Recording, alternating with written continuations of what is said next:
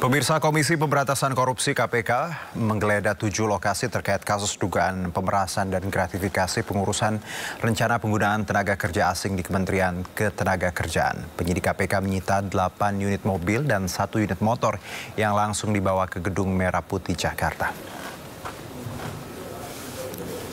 KPK tengah mengusut kasus dugaan korupsi di Kementerian Ketenagakerjaan.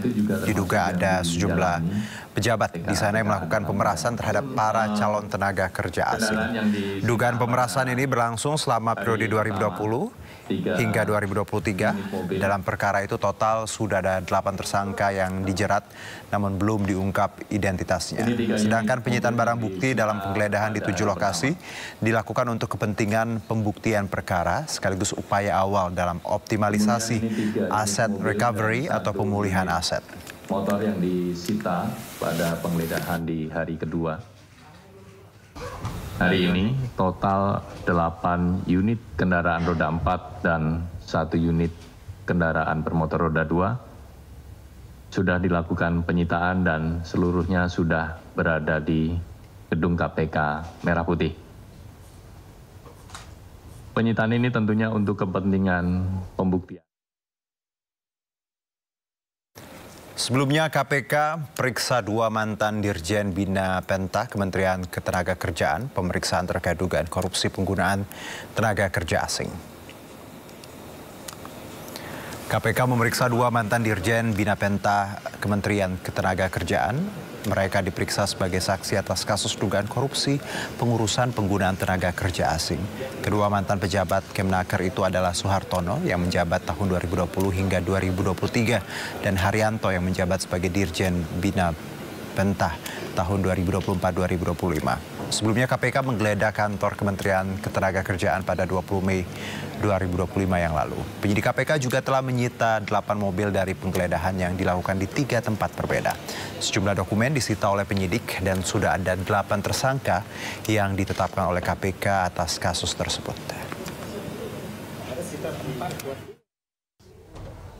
Bahwa tim penyidik sampai dengan hari kemarin telah melakukan penggeledahan di 7 lokasi, yaitu 1 kantor di Kemenaker dan 6 merupakan rumah dari pihak-pihak terkait. Adapun rinciannya adalah pada hari pertama, Selasa 20 Mei, tim penyidik melakukan penggeledahan di kantor Kemenaker dan 1 rumah dan mengamankan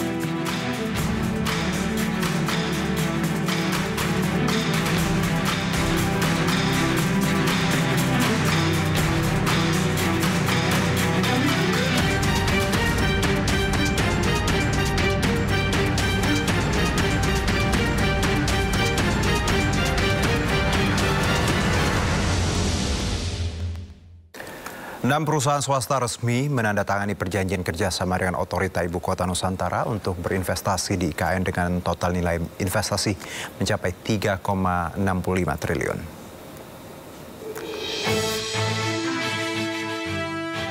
6 perusahaan swasta resmi menandatangani perjanjian kerjasama dengan Otorita Ibu Kota Nusantara untuk berinvestasi di IKN dengan total nilai investasi mencapai 3,65 triliun rupiah. Kepala Otorita IKN Basuki Hadi Mulyono menyebutkan ke-6 perusahaan yang menandatangani kerjasama berasal dari berbagai sektor, mulai dari sektor kuliner, perhotelan, pendidikan, retail, konstruksi, hingga properti komersial dan residensial. Di bidang kuliner, PT Solusi Harapan Nusantara akan membangun pusat kuliner di atas lahan seluas 1.800 persegi. Sementara PT Makmur Berkah Hotel anak usaha dari perusahaan publik PT Makmur Berkah Manda Tbk akan menghadirkan hotel bintang 5 di bawah jaringan Marriott Internasional di atas lahan 2 hektar.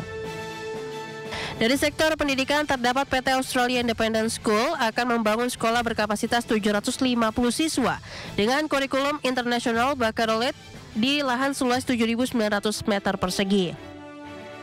Di sektor retail modern, PT Maxi Nusantara Raya akan membangun supermarket modern lengkap dengan area kuliner food and beverage di atas lahan 0,2 hektar. Sementara itu, dua perusahaan nasional di bidang konstruksi turut berpartisipasi dalam pembangunan ruang komersial dan residensial, yakni PT Kreasi Beton Nusa Persada akan mengembangkan apartemen, perkantoran swasta dan supermarket di lahan 9.000 meter persegi. Adapun PT Daya Mulia Turangga akan membangun kawasan perkantoran dan area komersial di atas lahan hampir 3 hektar. Iya, saya kira seperti yang dilaporkan Pak Deputi Pendanaan dan Investasi, ini groundbreaking yang ke-7 dan mungkin yang kedua setelah kami pindah kantor di sini. Ya. Dari 6 perusahaan untuk 7 investasi, 7 lingkup investasi dengan total sekitar 3,55 triliun. Ini purely swasta. Ya. Lain dengan yang KPBU yang kemarin yang sudah lagi juga akan kita tanda tangani. Untuk KPBU kerjasama pemerintah dan badan usaha. Kalau ini benar-benar swasta di bidang tadi, ada yang konstruksi, ada sekolah, ada kuliner, ada supermarket. Basuki menambahkan sampai dengan April 2025 investigasi yang telah berjalan di IKN mencapai 62,08 triliun dari 42 perusahaan.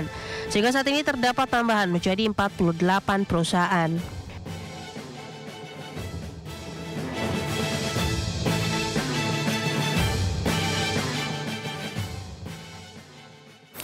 Pemirsa, Bos PT Freeport Richard Edgerson bertemu dengan Menteri Keuangan Sri Mulyani Indrawati. Dalam pertemuan itu, Edgerson secara khusus membahas perkembangan Freeport termasuk proyek smelter di Gresik, Jawa Timur.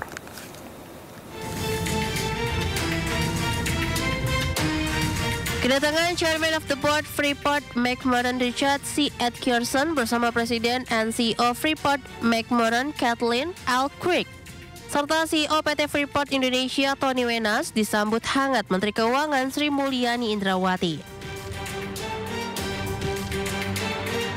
Dalam pertemuan bos Freeport ini, keduanya membahas perkembangan Freeport termasuk proyek smelter di Gresik. Dalam unggahan di akun Instagram Sri Mulyani Indrawati, Freeport berharap adanya percepatan reparasi dapat memungkinkan Freeport meningkatkan kapasitas produksinya pada akhir tahun ini.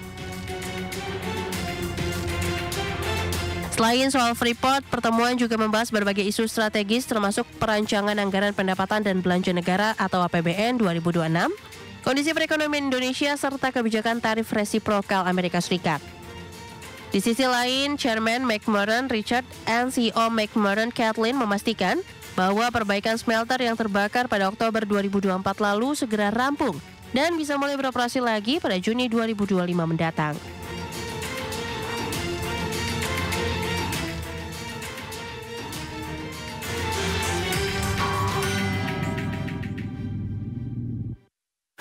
Badan Pengelola Investasi Danantara dipastikan terlibat dalam pengembangan ekosistem baterai mobil listrik yang digarap dua perusahaan raksasa asal Cina.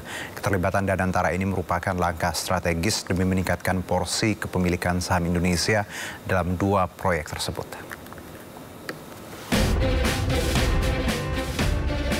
Pemerintah memastikan Badan Pengelola Investasi Danantara akan turut menggarap mega proyek pengembangan ekosistem baterai mobil listrik yang digarap perusahaan raksasa asal China, Huayu dan Contemporary Amperex Technology Co. Ltd atau CATL. Menurut Menteri SDM Bahlil Lahadalia, keterlibatan Danantara dalam proyek baterai EV pimpinan Huayu dan CATL ini merupakan langkah strategis demi meningkatkan porsi kepemilikan saham Indonesia dalam dua proyek tersebut. Bahlil menyebut setelah Danantara memutuskan turut terlibat, pemerintah tengah bernegosiasi agar kepemilikan saham Indonesia di joint venture tersebut bisa naik hingga sebesar 50%. Adapun porsi saham di sejumlah joint venture telah disepakati sebesar 30%. Itu alhamdulillah tadi sudah diputuskan, sudah disetujui oleh Bapak Presiden, atas arahan Bapak Presiden, sekarang sudah dilakukan oleh konsorsium Huayu. Dan ini nggak ada masalah lagi, dan ini sudah siap untuk dilakukan groundbreaking, di mana porsi saham untuk di hulunya tetap sesuai dengan perencanaan kita 50% adalah BUMN, sementara di GV berikutnya itu sekarang 30%, tapi kita lagi mengupayakan untuk ada kenaikan karena Danantara juga akan ikut berpartisipasi. Nah, ini arahan Bapak Presiden, kita akan memaksimalkan untuk di atas 40 bahkan sampai dengan 50%. Seperti diketahui, Wayu resmi mengambil alih konsorsium dalam proyek Titan menggantikan LG Energy Solution. Dalam proyek yang mencapai 9,8 miliar US dollar ini, Wayu akan bekerja sama dengan PT Indonesia Battery Corporation atau IBC yang merupakan perusahaan induk dari New Energy Material serta 3 BUMN lainnya, yakni PT Aneka Tambang, Pertamina, dan PLN.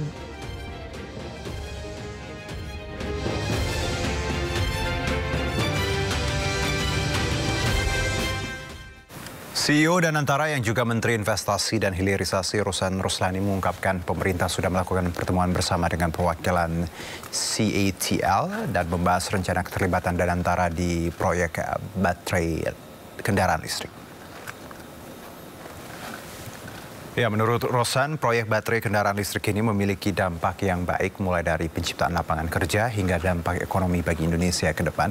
Melalui keterlibatan 2 konsorsium besar, baik Wayu maupun CATL, yang akan mengelola ekosistem dari tambang hingga produksi baterai, pemerintah berharap Indonesia dapat menguasai rantai nilai industri kendaraan listrik secara menyeluruh. Kalau dulu mungkin ada kendala pendanaan, tapi sejak ada Danantara ini pendanaan itu kita yang membantu, karena kita melihat pekerjaan ini, proyek ini memang sangat-sangat baik dari segi returnnya, baik dari segi penciptaan lapangan pekerjaannya, dan juga baik dari segi dampak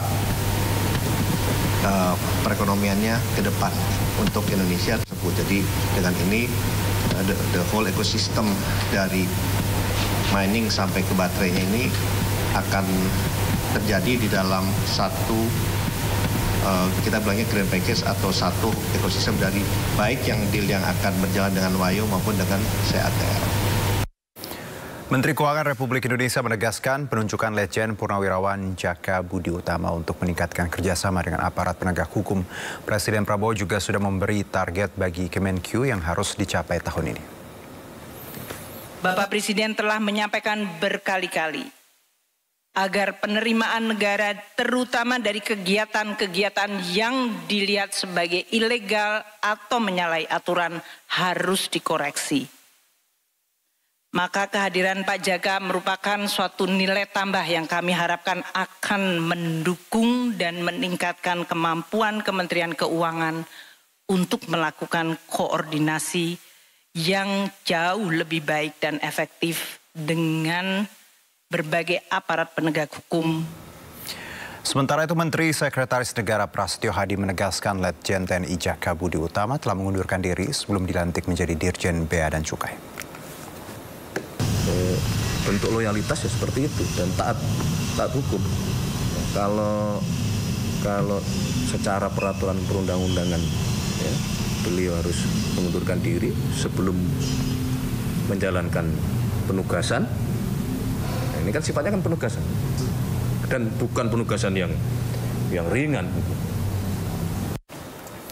Sebagai bentuk apresiasi kepada kesuksesan petani, Wakil Presiden Republik Indonesia Gibran Rakabuming Raka menghibahkan alat pemanen padi dan traktor kepada gabungan kelompok tani.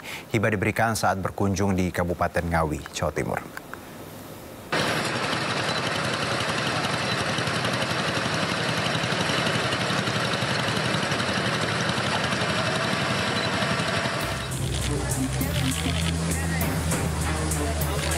Wakil Presiden Republik Indonesia Gibran Rakabuming Raka menanam padi organik di Desa Dempel, Kecamatan Geneng didampingi Gubernur Jawa Timur Hovifah Indar Parawangsa dan Bupati Ngawi Oni Anwar Harsono.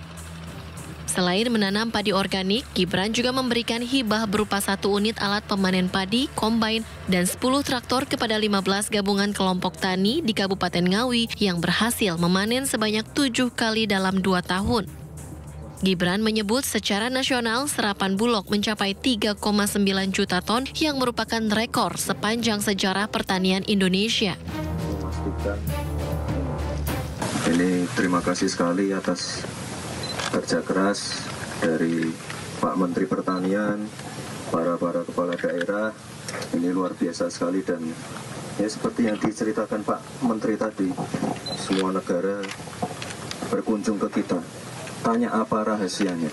Yang lain kekurangan kita sangat-sangat berlimpah. Kita 3, berapa ya sekarang? Hari ini 3,9 itu luar biasa sekali dan itu tertinggi sepanjang sejarah ya Pak ya. Ini luar biasa sekali. Ya, alhamdulillah hari ini stok Bulog hari ini insya Allah mungkin jam 1, jam 2 siang sudah mencapai 3,9 juta ton. Nah, ini luar biasa, kita syukuri, terima kasih untuk petani seluruh Indonesia. Tapi Ngawi adalah terbaik karena bisa panen 7 kali 2 tahun dan produktivitasnya tertinggi.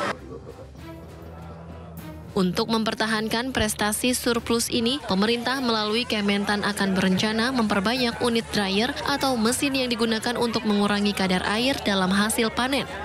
Karena peralatan ini sangat dibutuhkan oleh para petani di seluruh Indonesia. Dari Kabupaten Ngawi, Jawa Timur, Asfi Manar, iNews melaporkan.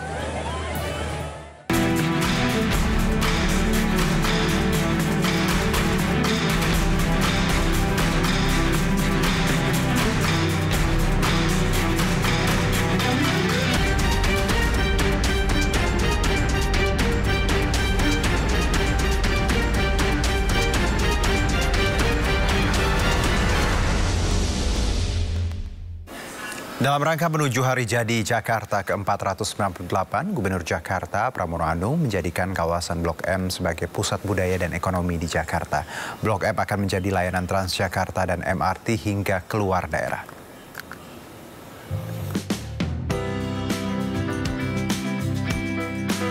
Gubernur Jakarta Pramono Anung meresmikan kawasan Blok M Hub di Taman Literasi Blok M Jakarta Selatan. Dalam kegiatan ini, Pramono juga mencanangkan kerangkaian acara menuju hari ulang tahun ke-498 Jakarta. Blok M Hub merupakan hasil revitalisasi kawasan terminal dan mal Blok M yang sebelumnya sempat mengalami penurunan aktivitas akibat pandemi COVID-19. Pemprov Jakarta berupaya menghidupkan kembali kawasan ini sebagai pusat aktivitas perkotaan dan menjadikan kawasan Blok M sebagai pusat budaya dan ekonomi Jakarta. Blok M dipilih sebagai pusat aktivitas baru karena memiliki infrastruktur yang memadai dan telah dikenal luas oleh masyarakat Jakarta. Kita telah mempersiapkan satu hub baru yang disebut dengan hub M Blok Jakarta. Saudara-saudara sekalian, baru 2-3 hari yang lalu saya telah meresmikan trayek baru dari PIK 2 ke Blok M. 2 minggu yang lalu saya meresmikan trayek dari Alam Sutra ke Blok M. Dan saya juga akan meresmikan 2 trayek lainnya dari Saben area atau daerah penyangga ke Blok M. Maka dengan demikian Blok M ini menjadi hub baru. Ada pencanangan dalam rangka menyambut HUT Jakarta, yaitu yang ke-498. Sebetulnya ini inti untuk mempersiapkan 500 tahun. Inilah awal kita menyusun tahun 2027, Jakarta akan berusia 500 tahun. Jadi ini adalah satu rangkaian yang panjang. Hari ini kita buka di sini. Sore ini saya akan menuju ke lapangan Banteng karena di sana ada festival lampu. Teman-teman bisa datang. Kemudian nanti malam saya akan ada di Museum Fathahillah. Itu akan ada pagelaran wayang. Penghidupan Blok M Hub turut didukung dengan peluncuran sejumlah trayek baru Trans Jabodetabek. Pemprov Jakarta saat ini telah meresmikan 2 rute yakni Alam Sutra Blok M dan PIK 2 Blok M. 2 rute Trans Jabodetabek baru lainnya direncanakan akan diresmikan pekan depan. Dari Jakarta, Salam Rahmat, Irian Syah Wahyudi, iNews melaporkan. Presiden Prabowo Subianto menerima kunjungan kenegaraan Perdana Menteri China Li Qiang di Istana Merdeka, Jakarta. Kami segera kembali.